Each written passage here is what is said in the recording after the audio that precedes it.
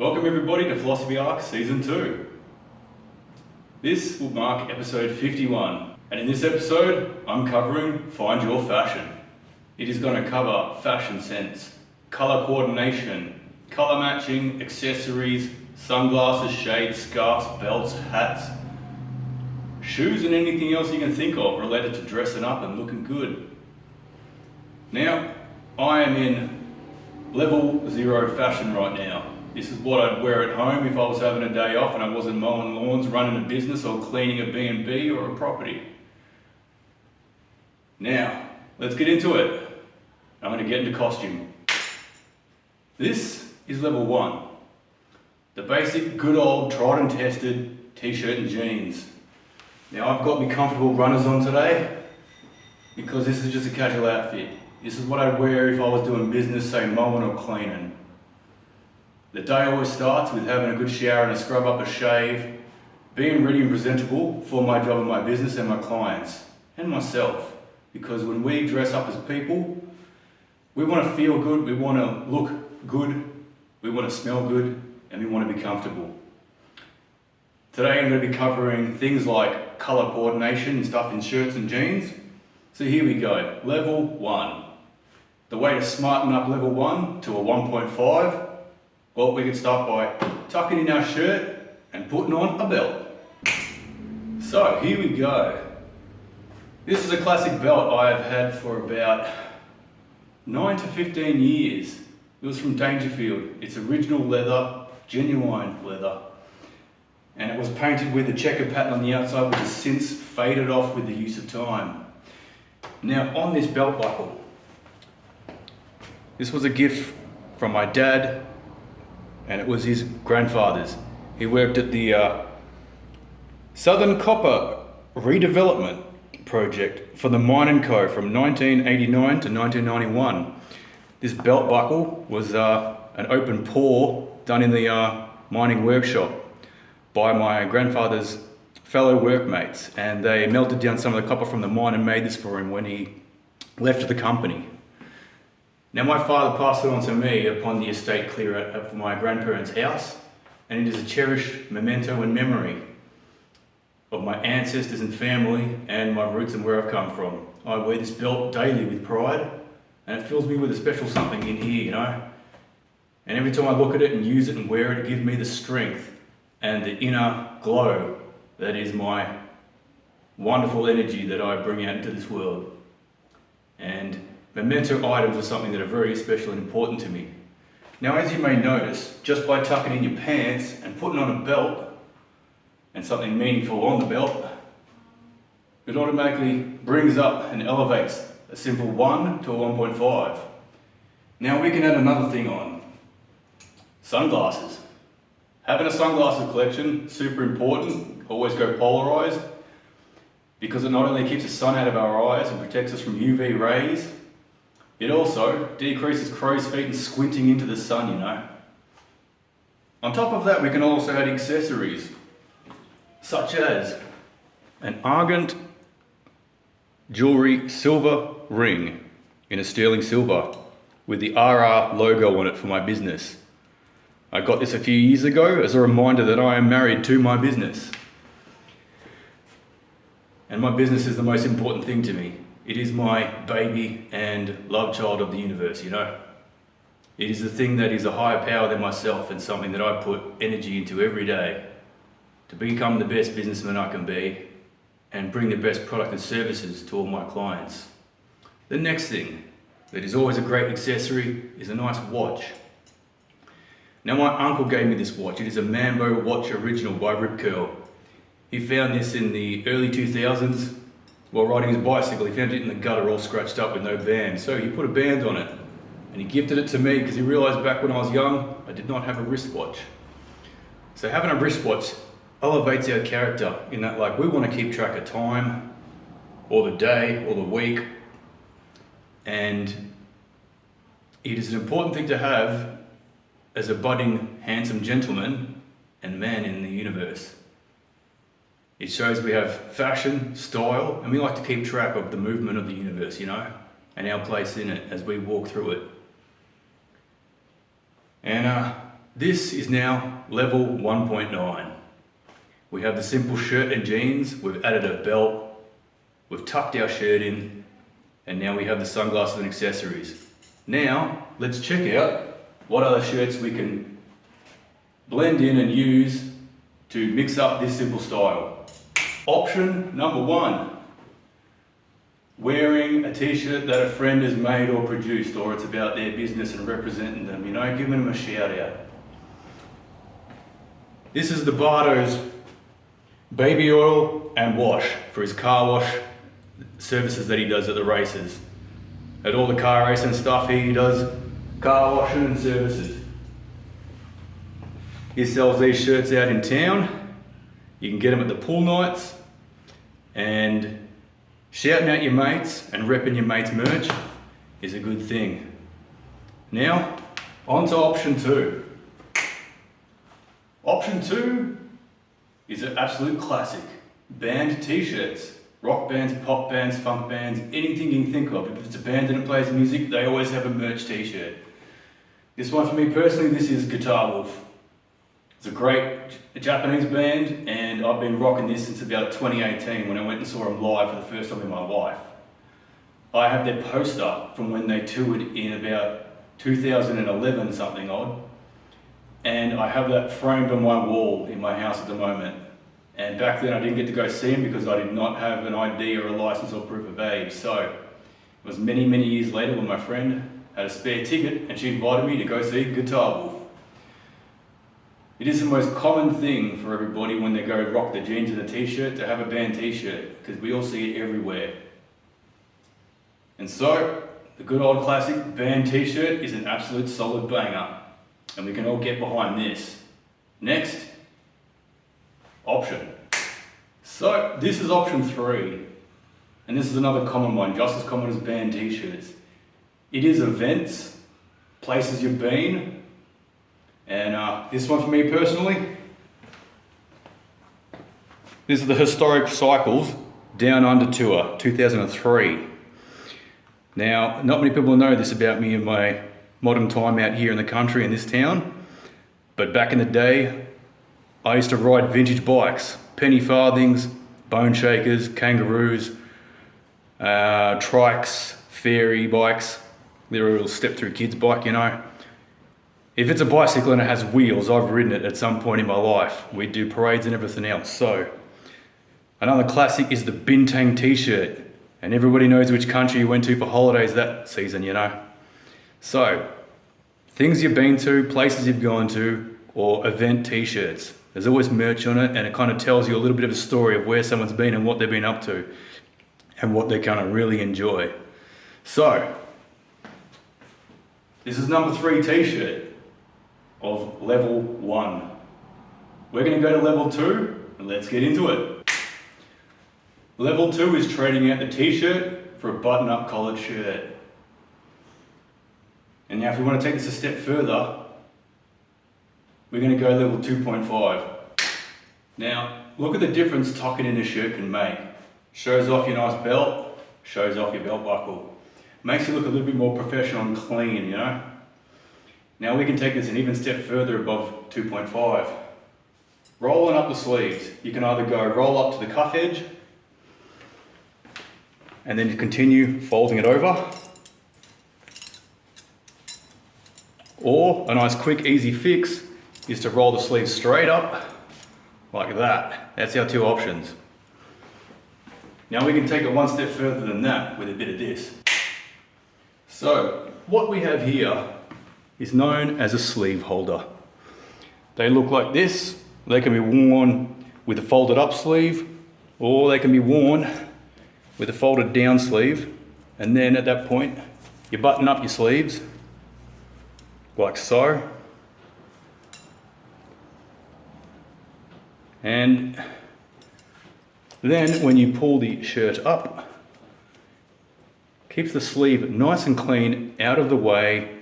You could get messy in the garden, you could have dinner, you could keep the sauce off your cuffs, you know. You could show off your watch right here, or your bracelets, you know. And it's just a nice clean way to keep your shirt under tension and out of the way of your work. It also looks pretty stylish, like the barbershop boys or something. You know, we can also have a hidden sleeve holder. And, whoops, if you work it down here, underneath the rolled back sleeve, then it's going to hold your sleeve from falling down if it's not rolled up enough, and it's nice and hidden and neat. Now, let's go shirt type number 2, because there's a few options here for the jeans and shirts combo of level 2. So here we are. Option 2 is another body shirt. Good thing about body shirts is they have a bit of a slimmer waistline because it brings it in. And we're going for the rolled up sleeves option with the sleeve holders. Now, if you hear any banging in the background, that is of course the dwarves of the Lonely Mountain are crafting some jewellery. I am borrowing their studio for the day, and they are a great bunch of people, so shout out to Argent Silversmiths. They do amazing work, craft amazing rings, and if you're ever in the Mount Beauty area, hit them up and have a look at their wares, because there's some damn crafty people with some fine talents. Now, always check that your barn door's not open when you're going out in public, because it makes us look a bit silly. So this is option 2 for shirts with the rolled back sleeves option. Time for option 3. Option 3 is a white linen shirt, perfect for any occasion in a relaxed nature. It can be worn in summer, winter, whatever. And we can also tuck it in, because once again it elevates a shirt, makes us look more clean and neat and groomed and professional. Now I've gone with the sleeves down and the sleeve holders on option. Now let's look at option 4. Option 4 is a nice casual style. We're going for a short sleeve, a nice kind of colour combo. This one is courtesy of Taga Bonico Creations, a traditional sewer who has her own style and fashion, and she gifted this to me many a year ago, probably going on 9 years ago now. Back when I was just learning to craft and do fashion and sewing and how to dress well, you know. Basically, this shirt got me to where I am now, and it was the beginning of my fashion journey. This is a nice classic one, and something we can pair it with. It's a nice pair of shades. Once again, it's about pairing colour and colour coordination. We've got the red wraparound safety glasses, $3 at the op shop in Albury.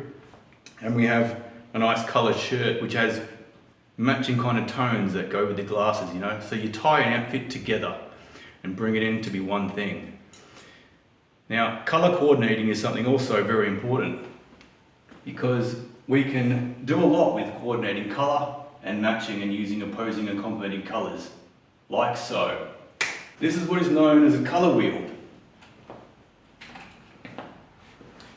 And this is something that my nana has passed on to me. It shows basically how to choose a colour. So if we like to pick this shirt, we're going to go to like the blues, we're going to have some burgundies and reds, and anything accessories could be in green, you know, but generally we're going to go for our direct colours.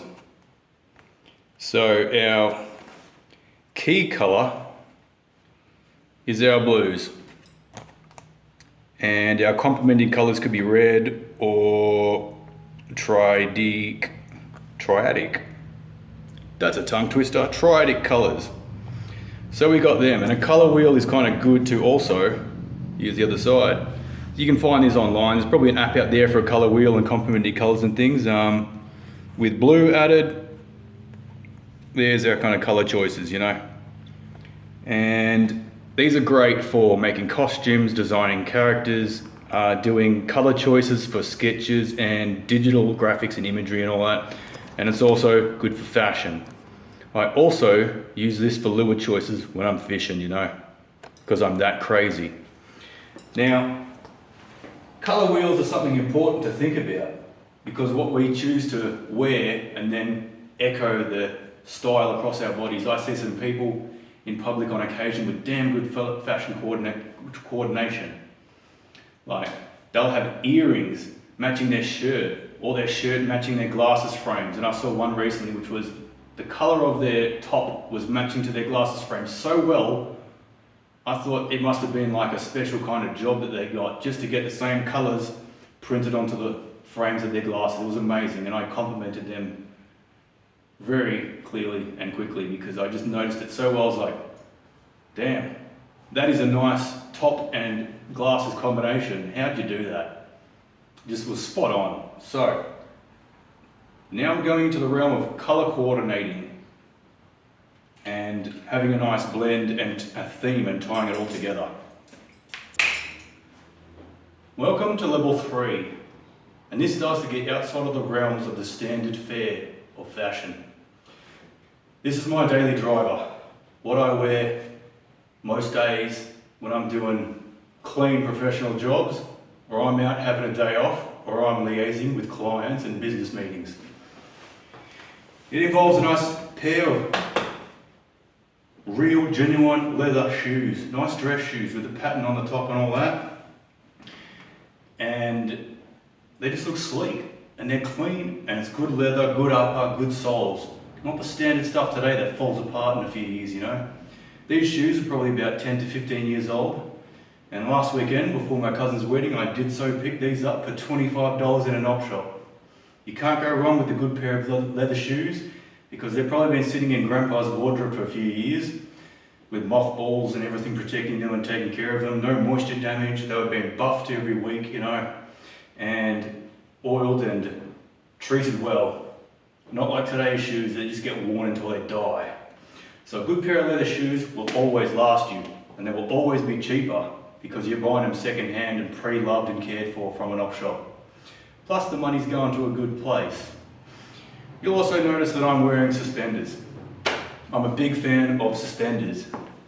Number one, because they take the load off and pinch off your hips, and they put the load onto your shoulders, just like a backpack, just like a hiking pack. They are quite comfortable. And a traditional fare for me is a nice singlet, because it looks kind of tough, it looks kind of manly, it looks kind of bad boy, and it's kind of trendy, you know. So there we go. This is level 3 of my standard attire when I'm not working and slogging on dirty jobs. Now, we can razz this up a bit further, you know, with a few options. Option 1. Option 1 is a classic red shirt. Now think about the first colour that we all see as humans, you know. If you can't think of it or picture it, close your eyes and look at a full sun. The colour you see is red, because what shines through the skin of the womb when we're still a baby inside. Red, the red of blood. The red of passion, the red of love. Red is a classic traditional colour and my absolute favourite colour. This is a classic shirt with a nice cut on the pockets. They are Velcro.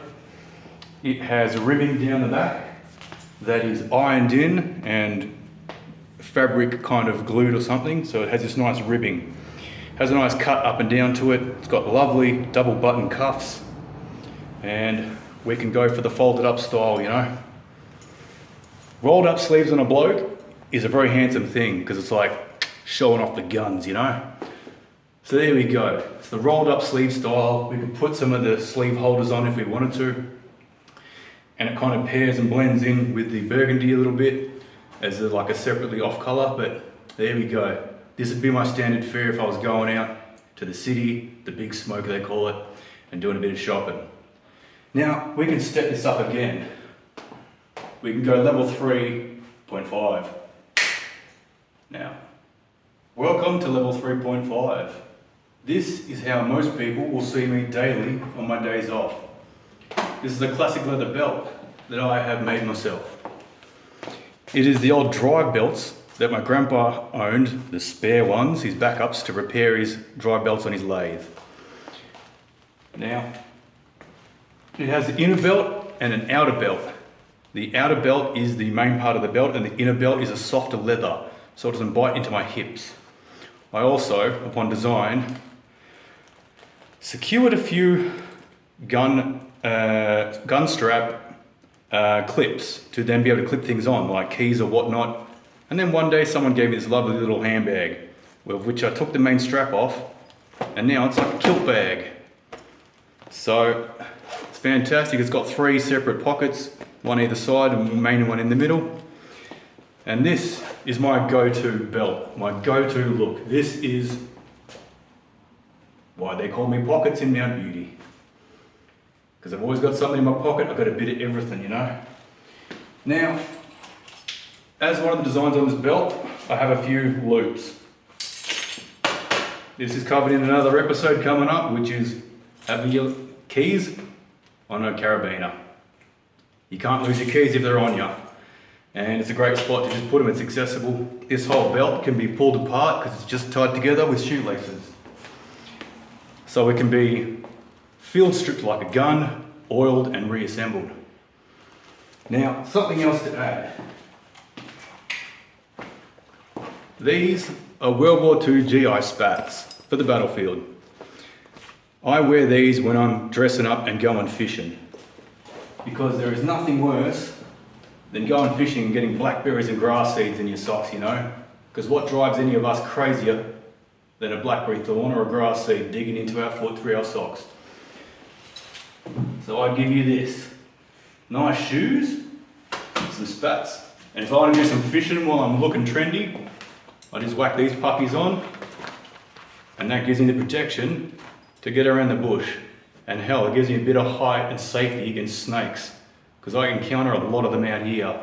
When I'm out in the bush and I'm fishing and I step over a nice piece of grass and right behind it's a bloody big brown snake, that's when I want my spats so I don't get bitten in the ankle and have to get myself 47 to 50 minutes all the way to Albury for the nearest anti-venom. So remember, safety first, because safety is just as important as looking stylish.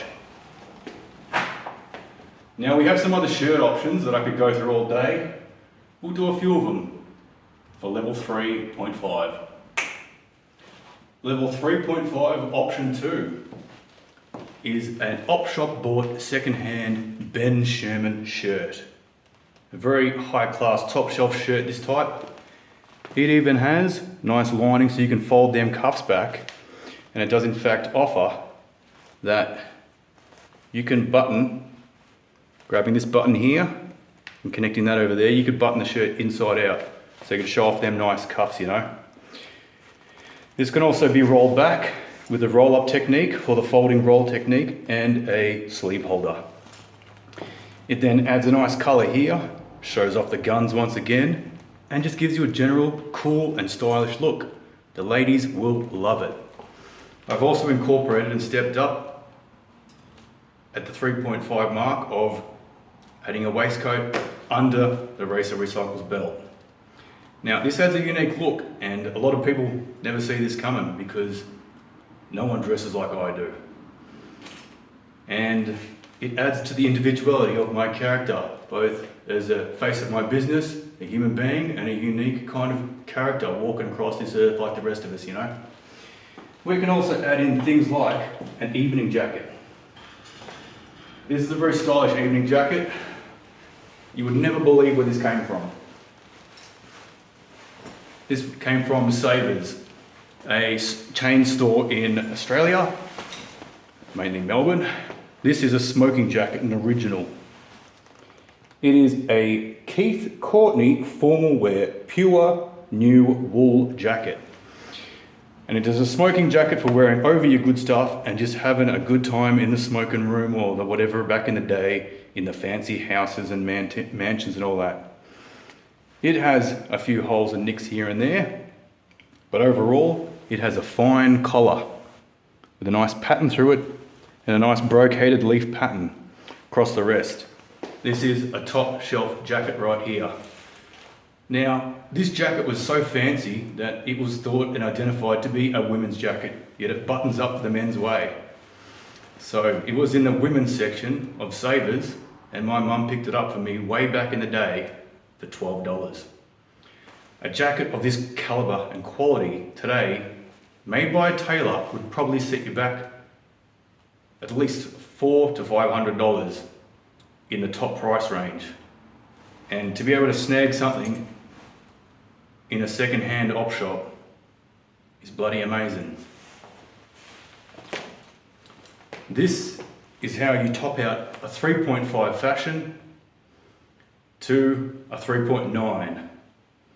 And using coats and suit jackets is a nice way to razz up the fashion style going into the evening when it starts to get cold. Another thing I discovered last weekend at my cousin's wedding was that all jackets come with a coat hook. We've got our key clip here. You could ditch the keys and just have the clip, and you clip the jacket, then you clip the jacket onto your belt or your belt loop.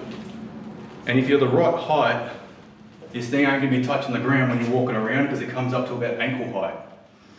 So if you're looking for a place to hang your coat and you've got nowhere to hang your coat, but you've got a belt, you can clip it on top of the belt, like so, or you can clip it onto the belt loop, like so. Because there's somewhere to put it and it doesn't get in the way. And when you want to sit down, you lift the coat up, put it over your lap, and you sit down and it won't be touching the ground. That is a hot tip and trick from Phill-osophy Arc to you. And then we'll move forward to level 4. Now, we are getting into the realm of belts. Now, this belt itself, this is a mountaineering belt from circa, call it 1950, or I believe it was during the tail end of the war. This belt climbed over the Italian Alps and it was used to outmaneuver the Germans through the mountains and actually hunt them down and defeat them. And this belt was given to me by a very close and respected family friend. And he wore this belt himself when he was a young boy, joining the Italian partisans and fighting the Germans off to protect his home village of Trieste. Now, he gifted this belt to me in good faith that I would utilise and respect and service and maintain it well. It is a very cherished item, and in computer gaming terms, this gives me a lot of stat buffs to my soul and heart and mind, you know. So this is the uniqueness of belts and the individuality of a cool belt. This would be tied off to someone else and it would stop you from falling off the face of the mountain. We are all also getting into the realm of cufflinks. Now, this shirt allows for cufflinks, and these are in fact pulled apart watch internals with actual spinning parts inside still. So very fancy cufflinks. Thank you, Mum, for the purchase of these for one of my birthday gifts. I cherish them deeply and I love them so. We can also get into the nitty-gritty of the details of cufflinks. These ones are tiger's eye. These are my grandfather's before his passing. And they come along with a tie pin. Now, the mechanics behind a tie pin is that it goes through the buttonhole of a shirt and anchors in behind the buttonhole, basically. It's a little T-bar, you slide it in and then you turn it like that and it will hold in. And then this end goes through your tie very carefully so you don't tear up the tie itself, and then you lock it into the pin and it will sit about here somewhere. So when you're not wearing a waistcoat, you can pin your tie down so your tie doesn't flap forward and go into your soup for a fancy dinner party, you know. Other options that we have for cufflinks are buys at op shops. These are noughts and crosses cufflinks with an angled back on them so that when this bottom part here sits on a table surface, your cufflinks are still showing off on the side like thus. And oops, we also come down to the last style. These are glass layered cufflinks, and they glue onto a standard backing. We also then get into the realm of accessories.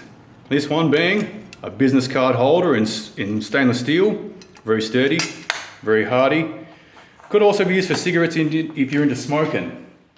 Now, if you are into smoking, a smoking pouch in leather is a fancy must. This one I made myself out of one of my original old school German army jackets, which actually got me the name pockets back in the day on a hunting trip. And that's your internal divider, that's your pocket. This is a single piece of leather, thus so, and something I really enjoyed making. And then I put a nice lanyard and a wrap with a toggle on the end so it can be wrapped up and locked off through itself. That then can just be put into a pocket or tucked into your belt, you know, and there you go. Accessorizing and accessories. Now, next we get into hats. There's many a hat. This one is a Russian design with the ear flaps and the front flap. If you want to have a snoozer or a nap, you just put that bad boy down and there you go, you're ready to snooze. Hats are a good thing. They keep your head warm. So if you live out in the Alpine mountains, or the foothills of, like I do, you need a good hat for winter because we lose a lot of heat through our head. And if we want to stay warm, we've got to have a head covering, you know. We don't have fur nor feathers or anything like the other animals. This is a classic hat in the same style as the last one. This one came out of Singapore. Chip, thanks for the hat, mate. I will do it justice and maintain it and service it and love it and cherish it deeply. Thank you for this one. It is a very fine fur and it is super silky and soft. This is something I'm going to cherish for many, many years to come. Now, it is the same construction as the last one, with a nice little tie-up bow on the front and very, very fine fur, as I said. It is a fantastic quality hat, which I will never let go of. The next one we have is a Swiss cap. This one is embellished with a deer antler button on the front. Shout out Mr. Buttons, if you're out there watching. This is one for you with a little handmade button on it. It has an internal leather strip and a leather brim. Very nice hat, nice and entry-level hat for the average person. Next we have an old school kind of hat with a short steep brim. If this is your style, get out and get one. Next we have a few military caps. I believe this one is out of France. And there we go, you can put it to the side if you want. Some people do get offended by people wearing military caps, but hey, wear whatever you want, folks, because this is your universe. You're the director and the main actor, you know, and the gaffer and the catering. So in your world, in your life, live it how you want to. And if people get upset, stuff them. That's their problem. This next one is a fantastic hat. This is a Swiss hat. It has the potential to have a brim, so you can bring the brim down. Very Star Wars Imperial, isn't it? Prepare to fire the Death Star. So you can also have this, you can also bring it full down into a balaclava and keep you warm in winter. Those Swiss winters, bloody freezing. Next we have I believe the Swiss Guard hat. This is a nice one, and up in the folds here you can chuck anything you want. You can put your cigarettes, bit of money, your betting ticket if you're going to go to the races. You know, it's a great hat because it's extra pockets, and you know how I love pockets being called pockets. So basically this is free real estate up here, folks. Next we have, as my friend would call it, the Mafia train driver hat, or the Peaky Blinder with a razor blade in it, you know. So another good hat. This one, $2 at the local op shop. When I saw that I thought, hey, I can't knock that back because that just, it speaks to me. And lastly, we have my favorite winter hat. This is Italian made dyed lamb's wool. A fantastic little piece, and it's just lovely. Goes well with anything. And this is my prized possession out of the hat collection. And gosh, is it a favorite one of mine. I cherish this hat deeply. I wear it all the time in winter, and it gets me through every cold day, and it keeps me noggin warm. So think about breaking into the hat game and increasing your fashion by a point or two. Next we have belts. Almost doing something there on the floor that I got sitting there for later, but anyway, belts. We've got belts. So, belts can do a lot of things for us. They can hold our pants up, they can carry leather, handmade, bespoke, one-of-a-kind leather bags. This one I made out of scrap leather from a market stall, which was about $2 for this big piece, and I chopped it down and used a piece of it for this. So it has lovely German Army jacket canvas once again sides, and a nice little front loop stamped with the Racer Recycles branding, and a handmade leather toggle by Chip, the owner of that beautiful black soft fur hat from earlier. It's an accessory, it's something unique. It's better than a brand labeled handbag by Chanel or Gucci or whatever, because Chanel and Gucci is made in a big shop. This is unique. It's the only bag of its type of make and model and craftsmanship. It doesn't exist anywhere else. And it is a unique bag, a one of a kind. What is more rare than one compared to many? This bag does not have a huge price tag. It does not have a brand label. Well, besides mine as Racer Recycles, the artist, you know, but anyway, one unique design about this bag is that the front of the bag, that was the leather edge. So what I did is I got a wheel roller and I rolled in a vein and did some little veins, and I made it a leaf design. And then I overstained the bag with green. So it's the leaf flap of the bag. And that's what makes it unique. It's an organic shape, it is beautiful, and it is me. And this bag does not exist anywhere else. If you'd be interested in a bag or a leather satchel as such, I do make them upon order and request, which is something that I will be covering in the future. Now there is many leather belts to choose from in the world. Some of them are fantastic soft, supple leather with stitched in designs and nice brass buckles. But such a belt can be worn any way you want. This one's a nice slide through with a nice little lock on it in the middle. And it allows us to do things like this. Now we are stepping into the realm of modified fashion. I'd say this would be a level 4. It is a nice, stylish flower and leaf and petal weave textured embroidery. It is in fact a women's jacket I got for $1.29 at an op shop on a half price day.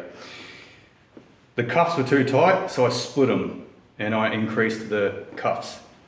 The back was too tight, so I split it and put one of those giant zips down the back, of which the zip can zip up and zip down.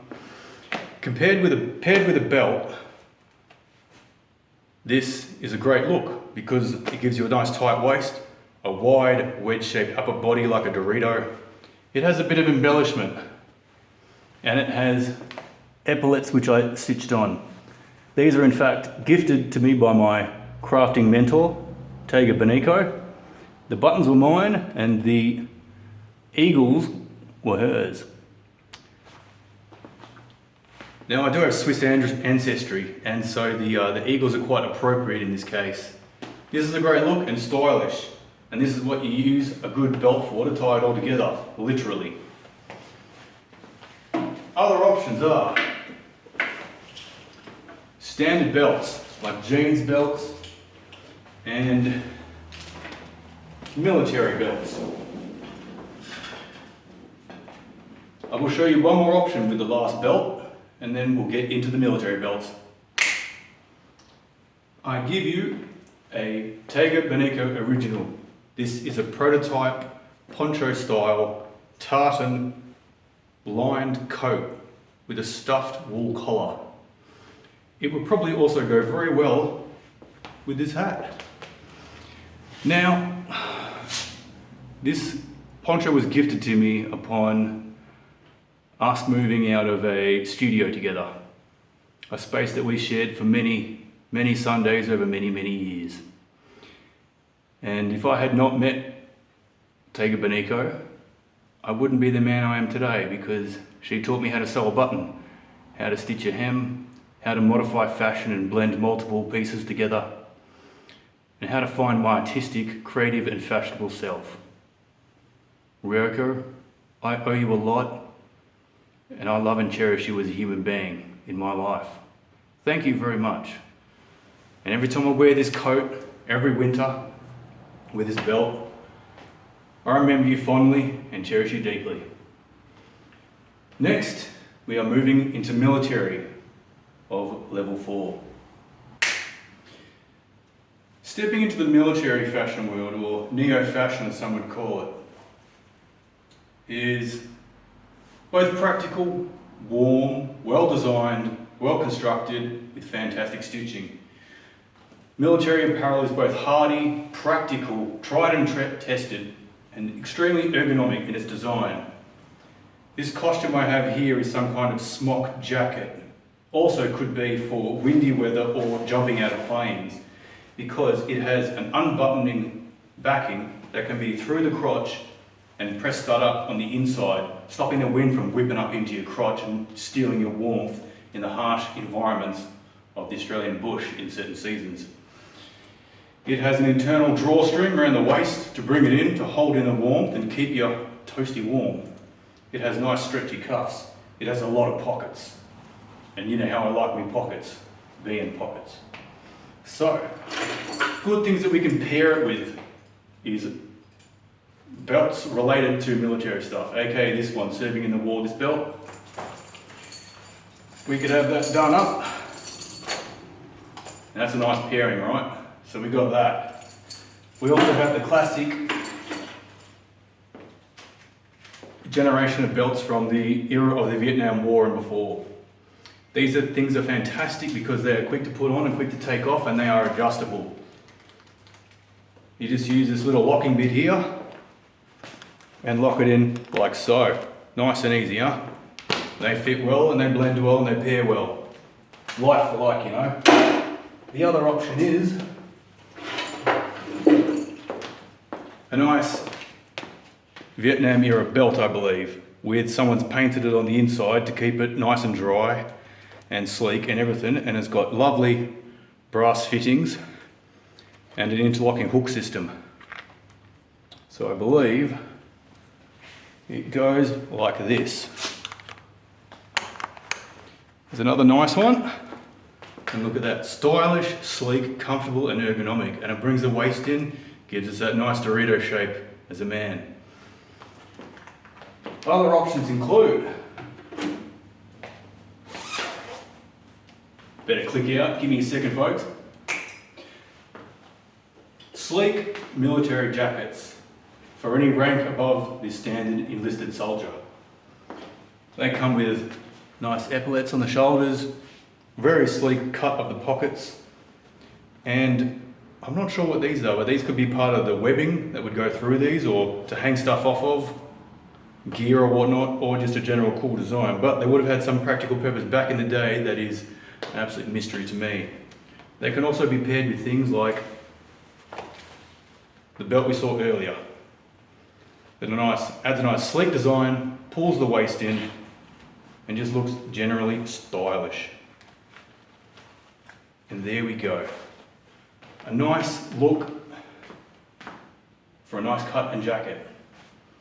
Now I'm a bit of a fan of military apparel because it is, as I said earlier, made well, built to last, good stitching, nice cut and quality, and it will last forever. And generally you can pick it up at Army Disposal Episode, which is a German store, I believe, of imported clothing and fashion. And it is generally just old surplus and all that. And there's not much of a need for it in the modern market, but when we blend it into fashion and go neo-military fashion, that's where it can shine. Now, that is all for belts and belt accessories and a bit of military style, you know. Let's get into stage 5 or 6. Now at this point we're probably about to step into level 6. It's above the standard fare of fashion and going into the unique pieces and what we dress up to parties. Now today I have another Tega Benico Special. It's a pair of nice loose shorts in a hand-washed cotton, hand-dyed and everything, all organic, with some frills down the back.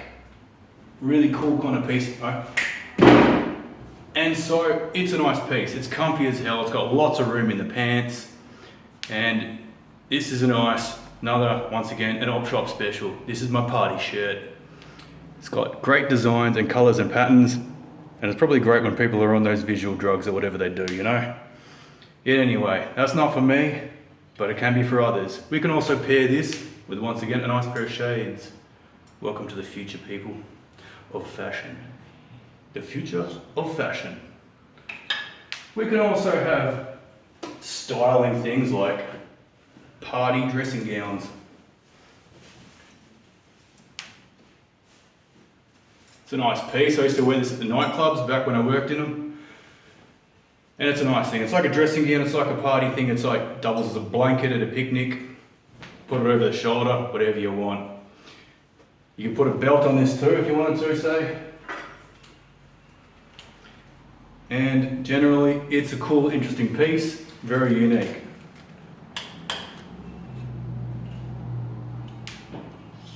And there we go. Styling, ready for the party and the nightlife. It's going to keep me warm. And if me and my mates want to sit down on the ground and it's a bit dusty with leaves, you know, I can lay it out and we can sit on the inside of it and have a picnic next to the dance floor. So, this is level 6 of party fashion. Now, on to the next stage. Level 7 would probably be movie characters or costume fashion. If anyone can guess this one,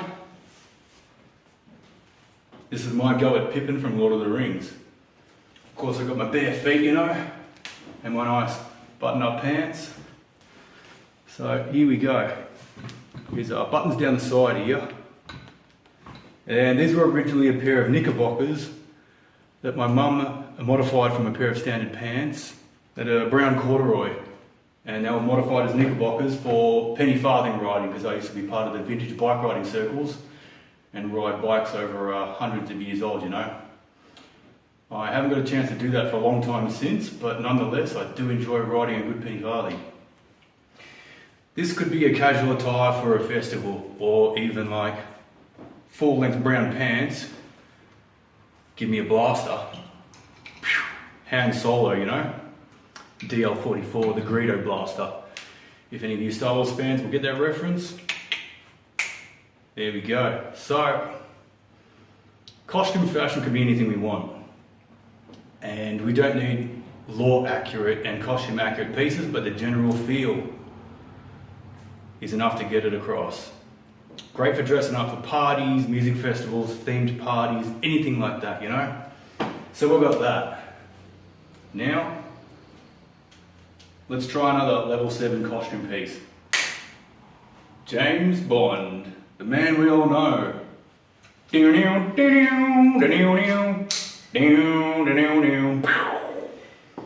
So, James Bond's a pretty snazzy guy, you know, pretty flashy, pretty well dressed, pretty smooth. He's got the spice, the drip, the aura, the panache. He's got the quality. He's got the firearms. This little piece is actually a Racer Recycles original.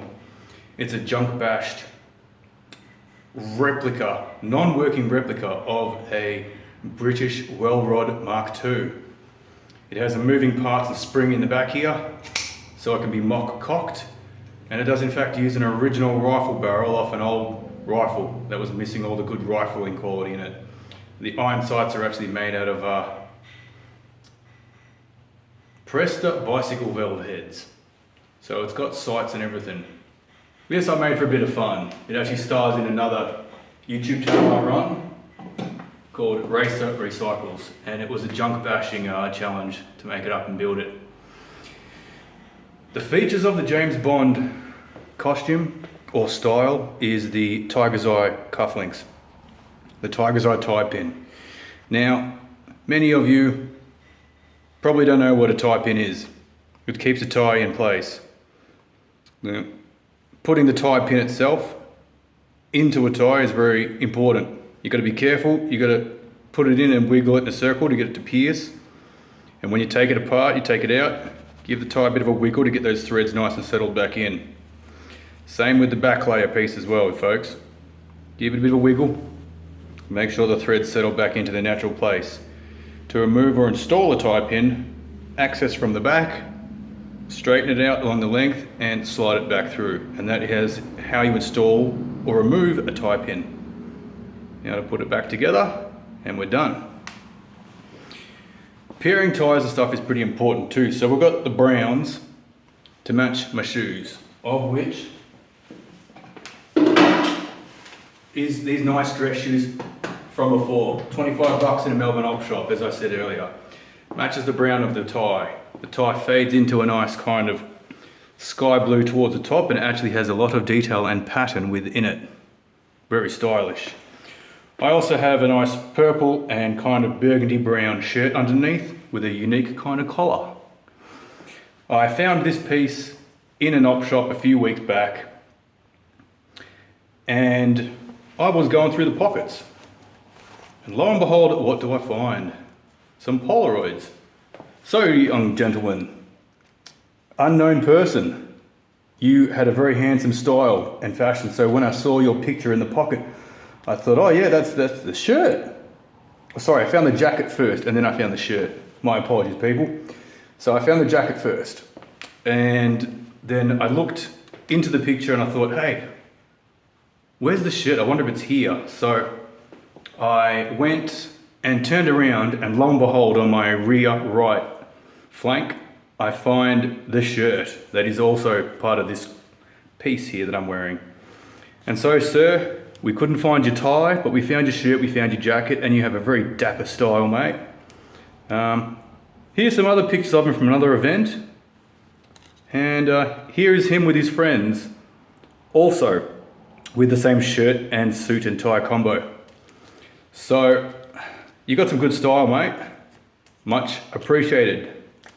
I will shout you out forever and spruik you because you are a very trendy individual and I vibe your outfit. So this is my version of James Bond on behalf of you, unknown gentleman. Thank you very much. This will be going back into the pocket for a story for next time I wear this jacket and shirt. I like your drip, mate. Take care.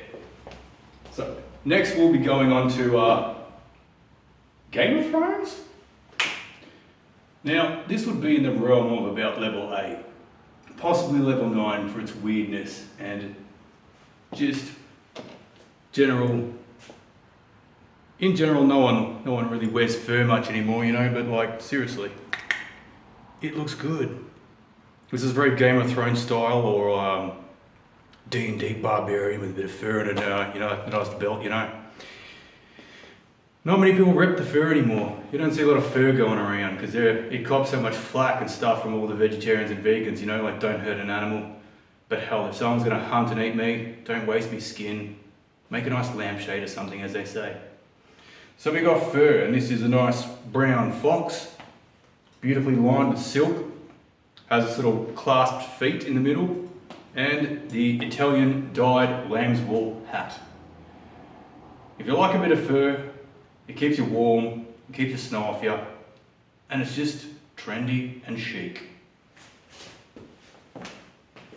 Now, if I was dressing up as a barbarian at a birthday party or a dress-up party, you know, or a music festival, I should have brought my Indian vintage battle axe, but I left it at home. Anyway, what is next? I think we'll be stepping into the realm of Japanese textiles and fashion next, and this will probably be level 9. Or actually, there's a few more suit pieces I can show you, and then we'll get into Japanese textiles and fashion. Just a quick caveat to scarves here. Scarves are a very uncovered topic. They can do great things. In the military, they have them dangling over their heads and it breaks up the silhouette of the body. Allows a human to turn into a non-human object. Doubled up, you can't even see through it, but you can see out of it. A scarf is something good that if you were urban exploring or urban stealthing, you could shroud that over yourself, hide in a corner, and at night in the shadows, no one sees you. I once used to be a ninja of the streets in Melbourne and climb lots of building sites and cranes and explore. I'd never break nothing or steal nothing, but I'd go places and I'd see things and I'd do exploration in the night. This was one of my shrouds, in fact, that I used to stealth past people. And stealthing on people is pretty fun because when you're finished, you just get up and you just walk out of your hiding spot, and people who have been around for hours and hours in Melbourne Uni or whatnot, they just see you come out of absolutely nowhere like Houdini. And they cack themselves laughing, and then you crack yourself, you're laughing, and then you're all laughing, and you're like, have a good evening, and then they don't even know it. They thought they were in the middle of a magic show, you know, so it's pretty interesting. Scarves can be used as shrouds, neck warmers, belts, sashes or wraps. There is a few types. There is a net scarf, Dangerfield, or at the top of Brunswick Street on the left next to the Commission Flats a few doors down is in fact a outlet store that has literally everything for fashion at good prices too. So if it's still there, folks, check it out. I don't know what it's called anymore, but that doesn't really matter. This is a nice scarf. It has coloured flecks through it. Very stylish, very thick. You can still see out of it. And it also makes a great shroud or a triple or double scarf, you know. Or even a belt, being long enough. It can actually go through itself. So you put one end through it, then you just tie it off into the other end. Like so. Like that, and that. And you've got a styling belt. It can also be used as a blanket, a wrap, keep anything warm. You can also, using a big scarf, if you want to transport something, you roll it up in this, like so, and tie it around your waist, and you can hunk a bunch of stuff. Better than an old swag on a stick, you know? What do they call it, a tucker bag or something? The old tucker bag on the stick for Waltzing Matilda. So it's also a storage device and another alternate version of a pocket. And that covers a bit about scarves. Now, onto a few suit options. Two-piece suits. Now, I'd consider this the highest end of men's fashion. It's a two-piece suit and paired with a nice waistcoat with a few little highlights in it.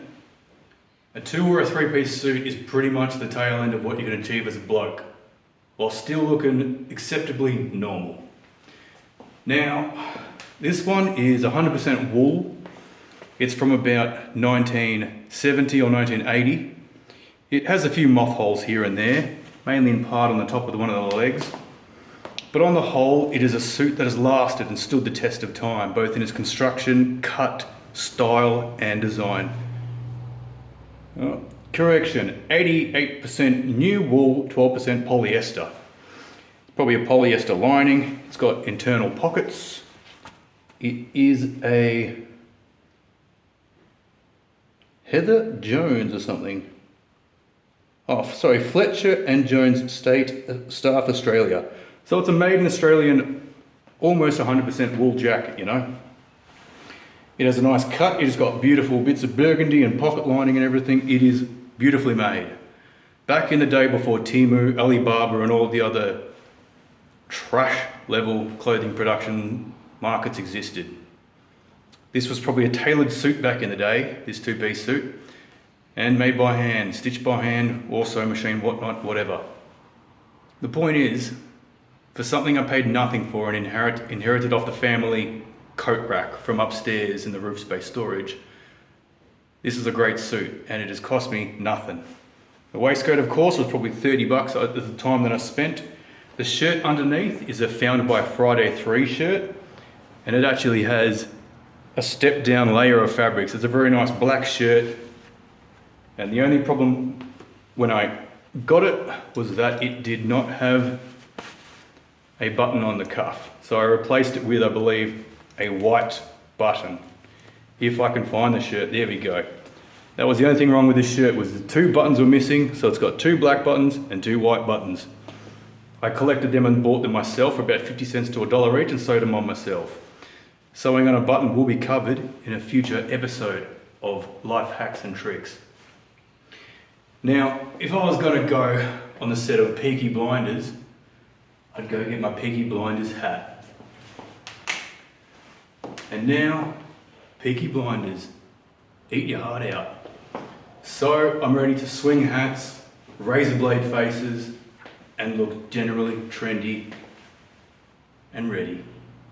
This could double as a nice piece to take to the races, a night out on the town with the boys, a lovely dinner date with the missus, or to attract a lady friend, or to generally just go out and have a damn good time on the set of a Peaky Blinders filming session.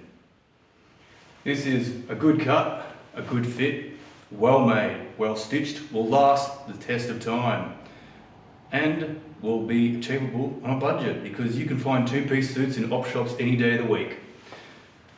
Whether they're in your size or not, if you're a medium to small, it is harder to get in an op shop, but generally you can find a two-piece suit for less than 30 to 50 bucks. One more quick caveat, and I promise this will be the last one, should be. Please excuse my pacing and ADHD. Sometimes my mind is a bit everywhere all at once. Tie racks. It's good to have a nice tie rack. You can have a colour for every occasion. We've got a few reds. We've got some blooming colour shifting colours. We've got a few multicolour ones. We've got a few purples and designs. We've got some, what would they call it? Wide ties from like the 70s or 80s, you know? We have some schoolboy ties. We have some lovely rainbow pattern ties in black. We have some Larry 70s or 80s ties. We have some nice, also similar vein but different colours. And different colours again. Ties are important because they tie a suit and a costume together. A piece of clothing or jackets or a three-piece suit. There's a standard black tie. The interesting tie of this one, a nice golden kind of burnt brown and a nice shiny kind of green. A nice silver with lines down it. A nice soft brown burgundy. It's good to have a tie for every occasion, especially when using the colour wheel to pair in your tie and tie two bits of clothing together into one. A lot of this tie collection came from hard rubbish, because there was a chest of drawers out in the street one day. I was riding my bike over to my mate's place, I saw this drawer half open, and I saw ties inside of it. And I thought, gosh, So I started cherry picking out of this drawer and I stuffed all these ties in my bag and I brought them home and Mum said, "Where'd you get them, Phill? That's a nice collection of ties." And she said, "I've got a tie rack. Would you like it?" And I said, "Thank you very muchly." So remember folks, a good collection of ties and a tie rack can really expand your horizons and trendiness, you know? Really get them people noticing you for a chic, well-dressed, trendy gentleman that you are. One super important little thing for fashion and dressing up nicely is a lint brush. It has a little arrow on the back that can turn around, and it means that you can brush down your costumes, garments, clothing, everything, and it will take the fluff, the animal hair, the lint and the debris and particles off of it. Because what's the point of wearing something nice if it's got things stuck to it, you know?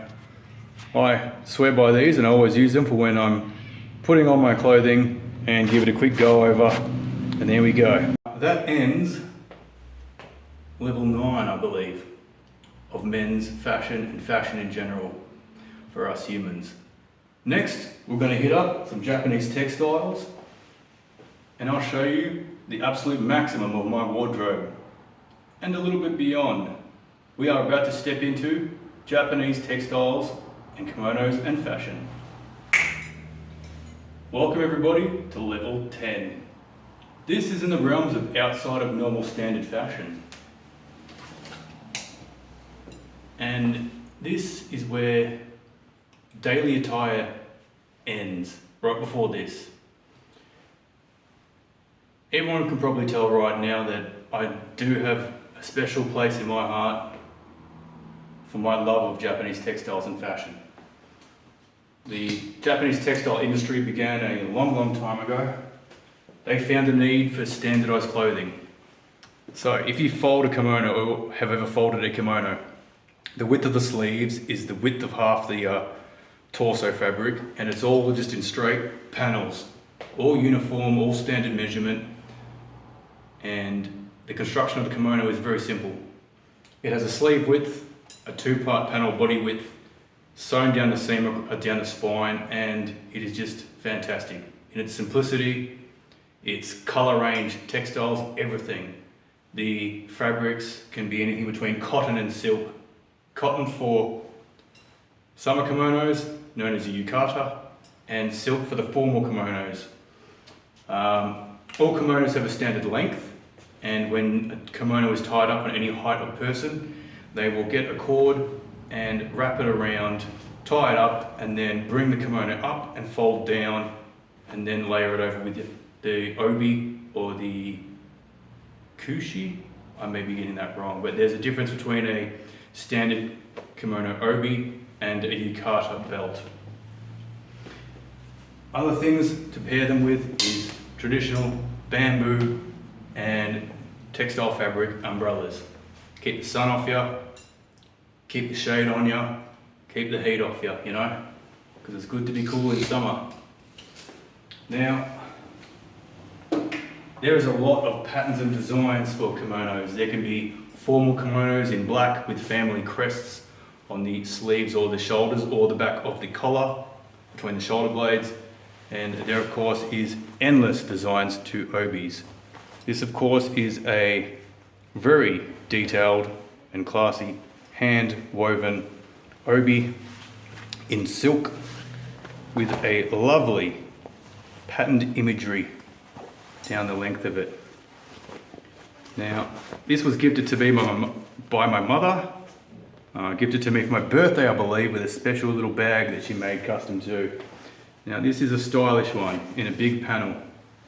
This is something that I wouldn't be leaving out in the sun or on display. One day I'd like to have it in a display case, you know, but it is a very nice piece.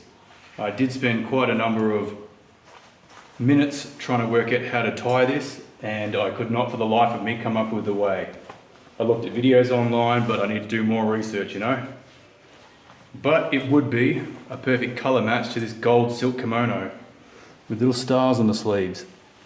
So, when it comes to obis and yukatas, the sky is the limit. Probably beyond the limit. Now let's take this costume one step further to 10.5. And here we are, the custom leather mask that very few people have ever seen out in the real world. This is the Tengu mask that I created for a film set known as Wasteland.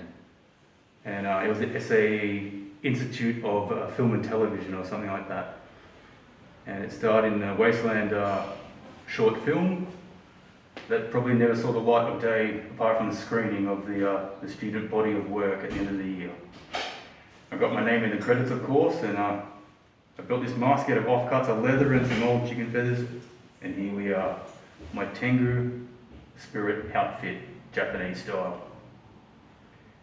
This is into the bonkers realm of fashion, and this goes beyond standard fashion, it goes into the costume realm. So this is something that I might wear at a party or a music festival, maybe in autumn or the end of winter, because with this many layers on, it is hot as hot can be.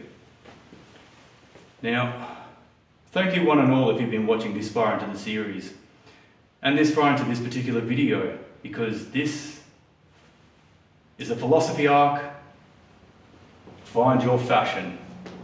This is the episode's end, and I hope you enjoyed yourself. You had a laugh, you found it entertaining, educational, inspirational. I hope you learned something about fashion, style, colour choices, accessorising, and just dressing up and having a general good time. So, if this brought something into your psyche that inspired you to go out tomorrow and find your colours, your threads, your fashion style in it, bring something new and a bit of panache and panaz, riz, style, flair, spice, aura into your life, Go out there, folks, and enjoy it. Because this series, it is about growing as humans to be happier, healthier, better, and more skilled and amazing people. Because, as my motto goes, learn, grow, evolve, and thrive. This universe can be a tough place, but let's make our own place within it. A place where we have fun, feel safe, confident, not afraid to step beyond our boundaries and limits and experience something new. Because as my uncle says, don't be afraid to have a go. And as I say, folks, the only glass ceiling is the one we build over our own heads. And it only exists if we build it, because we can always get our own little hammers and shatter it, and get higher and further into this universe to have fun and enjoy it. One special little last thing, and this will be the final thing, I promise. A huge thank you to Danny Ford Photography for lending me her tools, know-how, expertise, light box, back screen, studio space, and general wonderful personality. And also a special thank you to Argent Silversmiths for letting me film and use this studio space and close the doors on them while they were working at the back making their wonderful and beautiful jewellery. Both Danny Ford Photography and Argent Silversmiths are two amazing groups and people, and they produce wonderful things. And I am deeply grateful and thankful for their services and allowing me to work within their workspace, office space, and business building. This is Phill-osophy Arc. Have a good day, everybody, and catch you later. Hey, Future Racer here. If you're finding the Phill-osophy Arc series inspirational, educational, entertaining, humorous, or it's giving you a little smile, think about liking and subscribing. If you have a family member, loved one, or friend who you think could equally benefit from this series, think about sharing it with them.